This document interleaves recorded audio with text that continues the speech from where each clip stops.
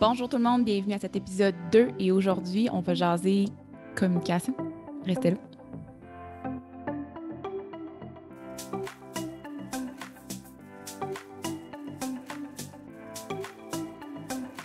Bonjour tout le monde, mon nom est Martine Bernier, je suis consultante en communication et ça me fait réellement plaisir de vous recevoir aujourd'hui sur ma chaîne pour cet épisode 2. Et aujourd'hui, comme je le disais dans mon introduction, on jase de communication. Et là, tu te dis probablement, oui, mais Martine, c'est de ça que tu parles, la communication dans ta chaîne YouTube.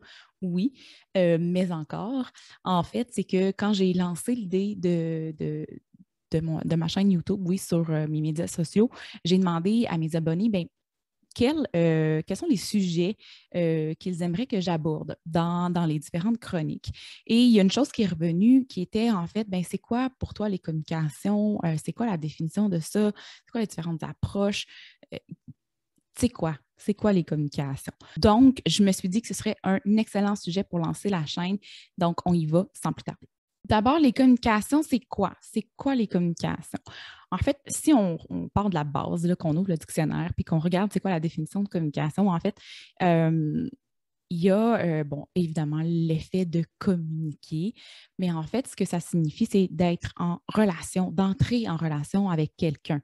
Donc, il y a l'aspect échange est super important. Donc, oui, il y a de l'information, oui, il y a un message, mais c'est l'espèce de relation, de connexion qui est là, qui est à la base de toute communication. Et ça, c'est vraiment à garder en tête. C'est pas pour rien que quand on est sur nos médias sociaux, on se fait dire il faut entrer en relation avec les gens, faut faire de l'interaction avec nos abonnés, il faut avoir des publications qui génèrent de l'engagement. Pourquoi? Parce que c'est ça. C'est ça l'essence même des communications, c'est d'être en relation, c'est d'être en mode échange. Donc, c'est vraiment à garder en tête. Évidemment, quand on parle de communication aussi, là, ça regroupe l'autre définition là, qu'on peut y donner, là, c'est vraiment l'ensemble des éléments médiatiques qu'une entreprise va utiliser pour entrer, encore une fois, en relation avec ses différents publics. Donc, que ce soit par de la publicité, par exemple, que ce soit via des relations publiques, que ce soit via des relations de presse, peu importe. C'est vraiment l'ensemble des éléments médiatiques que l'entreprise va prendre pour entrer en relation avec ses publics. Donc, grosso modo, les communications, en fait, c'est ça. C'est comment est-ce qu'on échange avec nos publics. Et là, nos publics, qui sont-ils? Ça dépend vraiment de votre situation, du type d'entreprise que vous avez.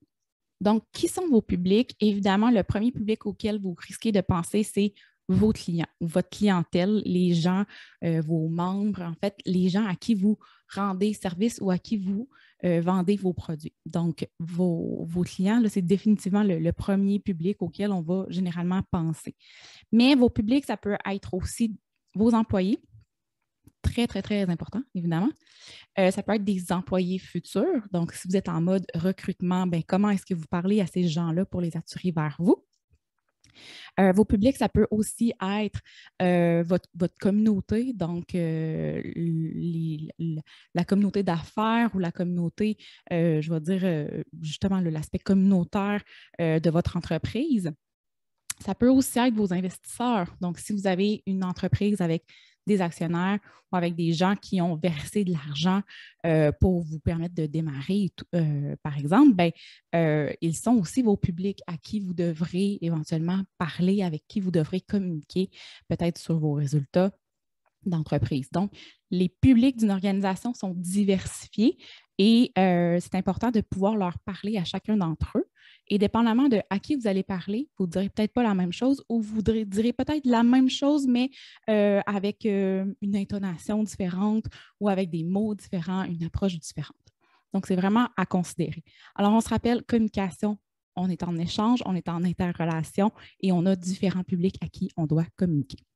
OK, maintenant qu'on a jeté un petit peu les bases de c'est quoi la communication, maintenant, ça sert à quoi? OK? De façon générale, là, en communication, il y a 3 objectifs. Il n'y en a pas 50, il n'y en a pas 100, il n'y en a pas 250, il n'y en a pas 10 000. Il y en a 3. Le premier. Le premier, c'est en fait la notoriété. Et ça, je vous réserve un prochain épisode où on va parler de notoriété. Puis je vais avoir une invitée. Mais je ne vous dis pas qui tout de suite. Donc, j'aurai une invitée bientôt dans un prochain épisode pour parler vraiment spécifiquement de notoriété. Mais en fait, la notoriété, c'est vraiment le premier objectif à atteindre en communication. Pourquoi? Ben, avant même de passer aux deux autres objectifs que je vais vous passer, ben, il faut d'abord se faire connaître, tout simplement. Donc, être connu. La notoriété, c'est ça la définition, c'est d'être connu par le plus grand nombre possible. À la base, c'est ça la définition. Donc, c'est sûr que quand on est une entreprise, notre objectif, c'est de se faire connaître. Si je vous parle de McDo, ben McDo, tout le monde les connaît. Après ça, les opinions peuvent diverger. Après ça, on peut y aller ou pas y aller, mais tout le monde les connaît. OK? Donc, le premier objectif en tant qu'entreprise, c'est vraiment ça, se faire connaître. Deuxième objectif, c'est se faire aimer. Hein? C'est ce qu'on appelle l'image, c'est ce qu'on appelle la réputation d'entreprise. Donc, les communications, dans un premier temps, on se fait connaître, mais après ça, on veut se faire aimer. On veut que les gens aient une perception positive de nous, de notre entreprise, pour ensuite de ça, troisième objectif, les amener à poser un comportement envers nous. Donc, dépendamment, encore une fois, du type d'organisation qu'on est, évidemment, si on vend des produits ou si on vend des services, bien, on va vouloir que ce soit des clients qui portent une action vers nous et qui achètent nos produits, qui achètent nos services. Mais si, par exemple, on est un organisme à but non lucratif, bien, peut-être que le comportement qu'on va vouloir, ce soit de recevoir des dons, par exemple. Donc, il y a toujours un aspect comportement. Donc, notre public cible, notre clientèle cible, on veut les amener à porter un geste envers nous. Mais pour ça, il faut revenir à la base, il faut se faire connaître par ces gens-là, il faut se faire aimer par ces gens-là et après ça, il faut les attirer. Donc, les communications, bien, ça sert à ça. 1, notoriété. 2, l'image, réputation positive de l'entreprise. Et 3, le comportement.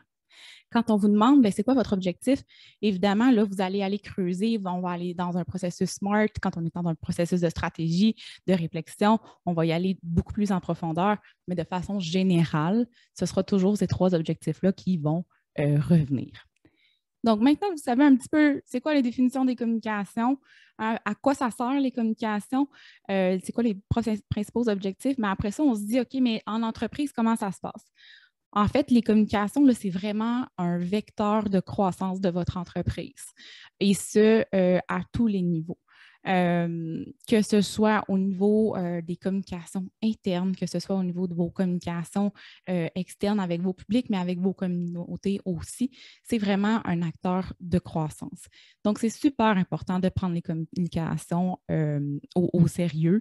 C'est quelque chose qui devrait vraiment faire partie de vos stratégies d'affaires, en fait. Quand on est en entreprise, les projets sont multiples, en fait.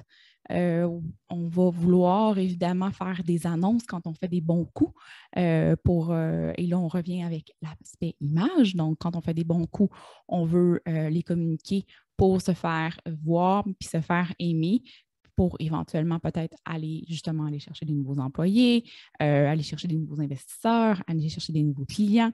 Donc, c'est vraiment un facteur de croissance à ne pas négliger et à considérer dans nos différentes stratégies. Les communications, concrètement, comment est-ce qu'on peut les utiliser? Dans quel contexte? En fait, dans à peu près tous les contextes. Et je donnais des exemples dernièrement, en fait, des entreprises qui, par exemple, vont faire face à une crise quelconque. Les exemples peuvent être vraiment nombreux, là. Incendie, grève, panne informatique. Les situations de crise peuvent être nombreuses en entreprise et les communications vont venir pallier à ça, à venir protéger la réputation de l'entreprise face à cette situation-là, à venir rassurer les clients, à venir rassurer les employés. Dans ce genre de contexte-là, c'est un petit peu à ça que ça sert les communications. Mais ça sert aussi également quand on va implanter des nouveaux projets. Donc, quand on implante des projets importants en entreprise, mais généralement, ça va être plus facile si les employés adhèrent au nouveau projet. Et donc, les communications vont venir servir à ça, à aider à l'adhérence au projet de la part des employés, par exemple. Au fur et à mesure qu'on va avancer dans les capsules, on va aller plus en profondeur dans certains sujets. J'ai parlé brièvement de gestion de crise, mais c'est quelque chose que j'ai l'intention d'aborder dans un seul et unique épisode. Mais là, c'était simplement pour vous donner un aperçu de ce à quoi ça peut servir. Donc voilà, je suis allée vraiment brièvement, mais on a parlé un petit peu de définition de la communication, mais l'important de se rappeler, c'est vraiment l'aspect d'échange, de relation, de connexion avec nos audiences. On a parlé des objectifs. Les objectifs de la communication, c'est quoi? On se rappelle, notoriété, image, comportement. C'est les 3 principaux objectifs à garder en tête quand on fait nos communications. Et bien, il faut penser que si on est une start-up, qu'on est en démarrage, il ne faut pas tout de suite penser à sauter à l'étape 3 qui est d'amener les gens vers nous à acheter sans même qu'ils nous connaissent. Donc, il y a cette spécificité-là à conserver quand on crée nos stratégies de communication, oui. Donc, j'espère que vous avez aimé cette capsule-là. Je vous invite à mettre vos commentaires en dessous de la vidéo si jamais vous en avez ou vos questions, à me mettre plein de pouces bleus si vous avez apprécié le contenu et on se revoit dans une prochaine vidéo. Et dans le fil des...